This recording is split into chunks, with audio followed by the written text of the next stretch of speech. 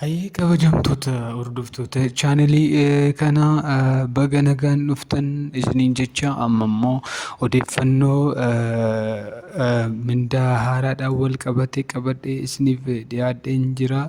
Egaa odeeffannoon mindaa haaraadhaan wal qabatee jiru akkuma beekamu toora miidiyaalee hawaasaa adda addaatiin dhiyaachaa tureera. Isa kana bu'uura godhachuudhaan anis mindaa haaraa bifa haaraadhaan qophaa'ee dhiyaate mindaa dura ture akkasumas immoo mindaa harka ga'uu qabu kan mindaa haaraarra bifa kanaan isiniif qabadhee dhiyaadheera. Mindaan duraa kana yeroo ta'u mindaan duraa kun persentii ittiin guddate bifa kanaan daballii taasifame birriidhaan yookaan qarshiidhaan meeqa akka ta'e mindaa haaraan meeqa akka ta'e mindaa haaraa kanarraa sooramni persentiin 7 hammam akka muramuu fi gibira yookaan immoo taaksiin mootummaa meeqa akka ta'e barreeffamaa adda baasuudhaan mindaa harka ga'u kam akka ta'e isiniif qopheesse bifa kanaan dhufeen jira jechuudha. Kanaaf tokkoon keessan mindaa gadi aanu yookaan mindaa jalqabaa 4,760 irraa jalqabee hanga 21,000 isa duraatti yookaan immoo mindaa haaraa 6,000 irraa jalqabee amma 39,000tti jechuudha.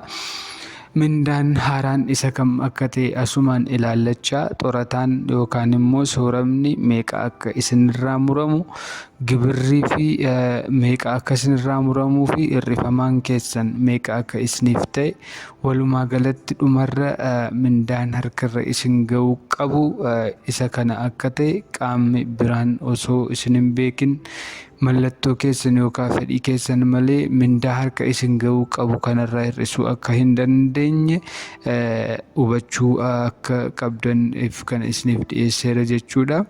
Egaan walumaa gala jalqaba hamma dhumaatti hundisaayyuu qophaa'ee bifa kiliir ta'een isiniif dhiyaateera waan ta'eef isa kana ilaaltanii akka itti fayyadamtan isiniin jecha. Chaanelii kanaaf warri haaraa taatan sabiskiraayibii, laayikii fi sheerii gochuu hin dagatina. Namoota biroodhaafis viidiyoon kun akka qaqqabu sheerii godhaafi.